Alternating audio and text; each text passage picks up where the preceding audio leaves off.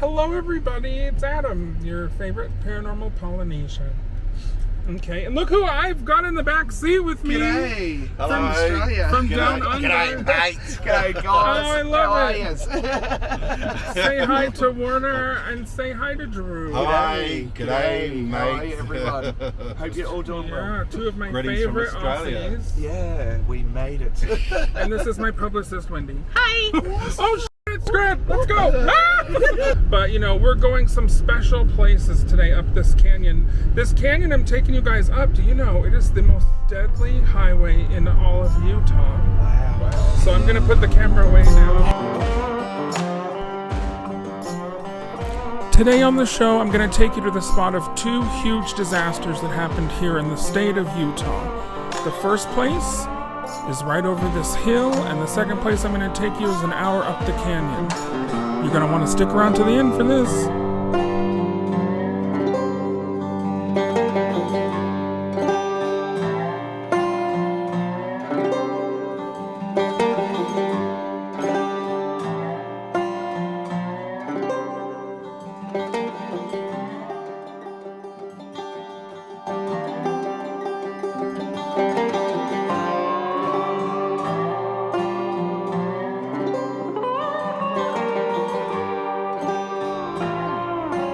Here we are in the little town of Thistle, or what I should say, what's left of Thistle, Utah. The victim of a horrific landslide. The whole entire town was swallowed up back in the early 80s.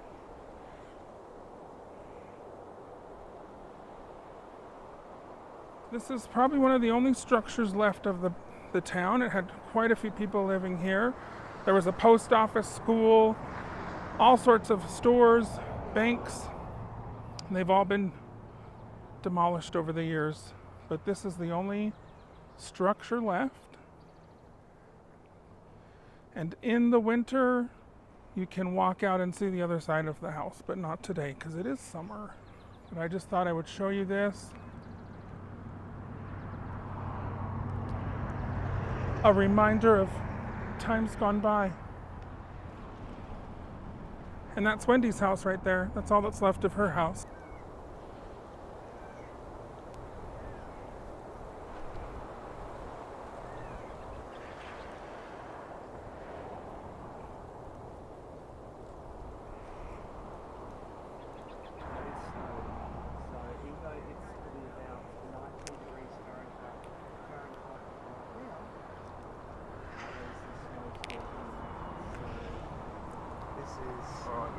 Just a story of tragedy, but you've got a lot of EVPs and things like that here. Some Yeah, and you know what I was going to tell you too? So back in 1983, Salt Lake City had the greatest flood of a lifetime. Right.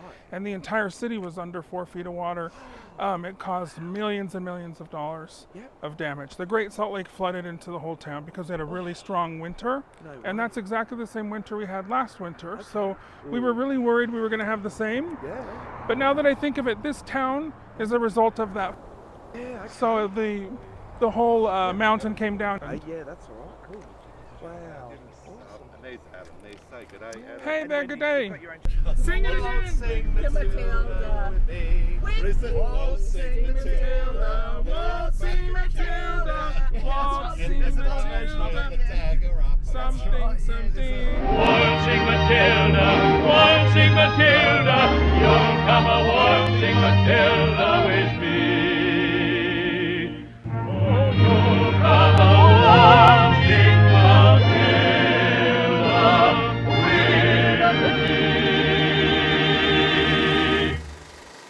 Hey guys, if you like spooky or fun travel videos, be sure to like this video and subscribe and tell your friends about me.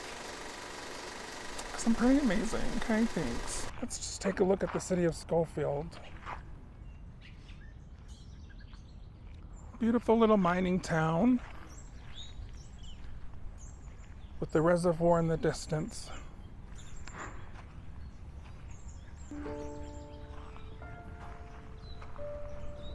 At 10:28 in the morning on May 1st, 1900, a gigantic explosion shook the hills around the Winter Quarters mine. The number 4 mine had exploded, killing at least 200 workers. Over the next 2 days, many people from the towns of Clear Creek and Scofield worked to remove the bodies and care for the dead and the wounded.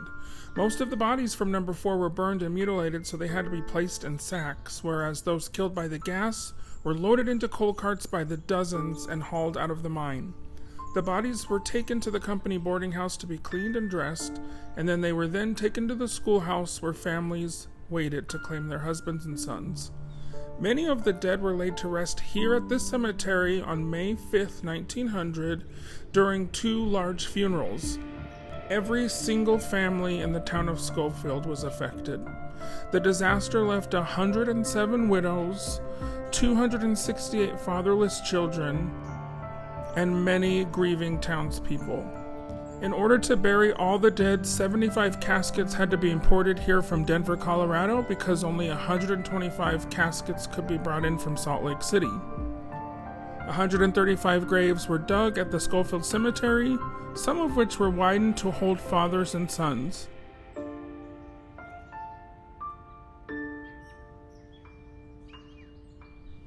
At the time of the explosion, this was the deadliest mining disaster in all of American history.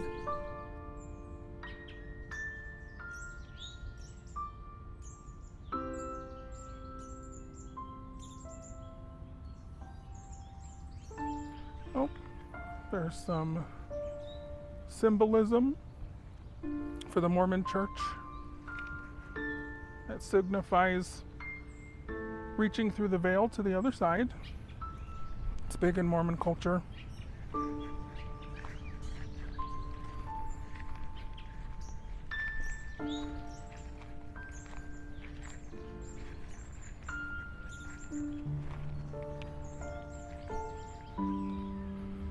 See here, you probably have a son and a dad. Died together. Terrible, terrible. Let's just take a little look around the cemetery.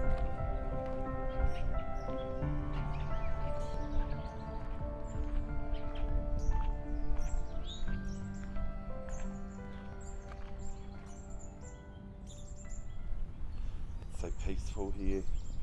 Mm-hmm. I want to be in a pyramid. Yeah. It'd be awesome. Might be a masonry thing. Yeah. Okay, well.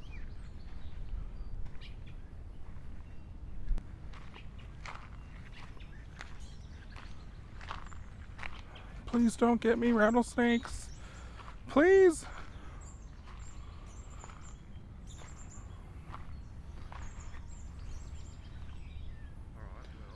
Oh, watch out for rattlesnakes. They're everywhere here.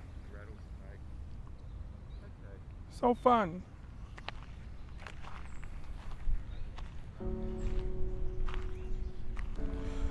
There's little baby ones. Oh, I love this.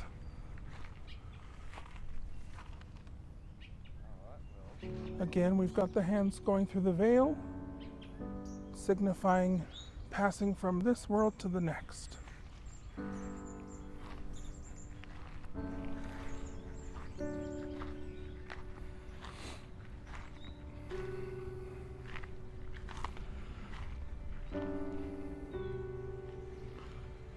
Look at how these were cut by hand. The Salt Lake City Temple.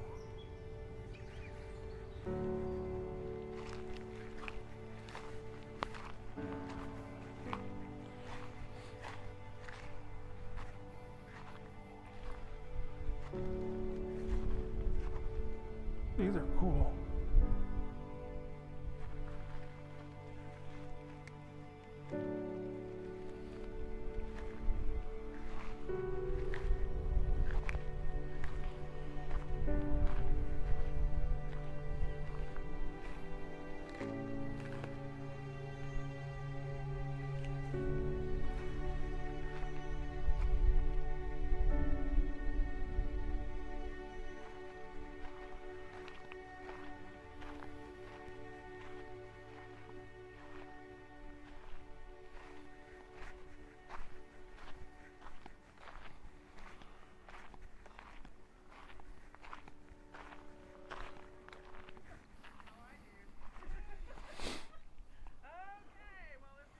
hear some ghosts.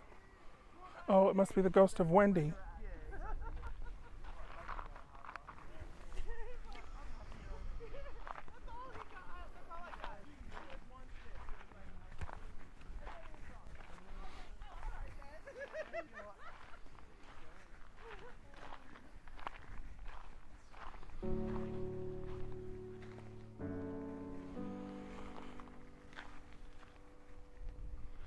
There's more symbolism.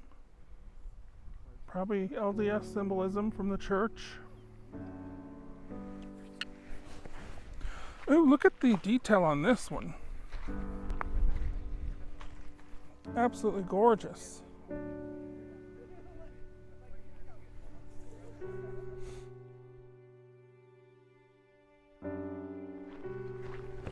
It's just sobering to see all these headstones. So all these wooden ones, pretty much. Yeah. Wow. So all of these wooden ones here. Of course, they've all been replaced, but most of them, you can see the originals next to them. Yeah.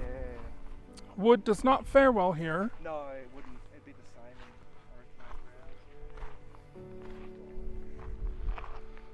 in So, tragic history of the cemetery, but what a beautiful view and a place to be buried, I think.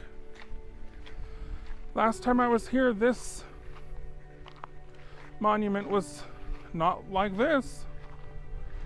But, you know, there are the elements, also as children. It's very sad to see it look like this. Of course, the visit to the Scofield Cemetery would not be complete without visiting this monument that terrifies me to this day. I'm not quite understanding who came up with this, but why are my pants talking? Hold on. Please. Okay, here are some charred timbers from the mine they pulled. And then here is a list of everyone that died. But the thing that really freaks me out is this depiction. I mean, come on. Why'd they have to do a monument of them screaming? And then there's just like a random baby? That poor guy's screaming. What is this? This is really kind of creepy. I mean, what do you guys think? Comment below. Ooh. So pretty much what happened in this disaster was a keg of powder was accidentally ignited. So it caused cool dust to rise, and this ignited, carrying the flames from room to room. So in all, 24 kegs of black powder exploded.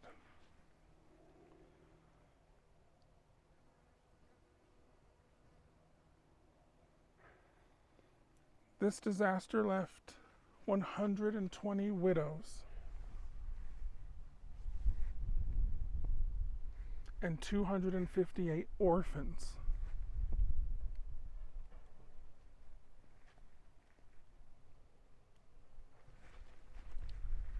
I mean, that is quite a horrible thing to happen.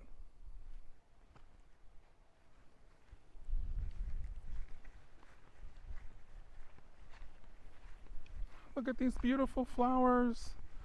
We've got Indian paintbrush. I love Indian paintbrush. Turn left onto North Marine. Oh my God, phone. I'm in a cemetery. I don't need you. Bye. Okay, thank goodness she's done. In 300 feet, Oh my- turn. Well, I hope you enjoyed this episode. Thanks for coming along with me and the friends to Scofield, Utah and Thistle, Utah. If you like this kind of content, don't forget to like, subscribe, and share with your friends. And until I see you next time, remember, keep it paranormal.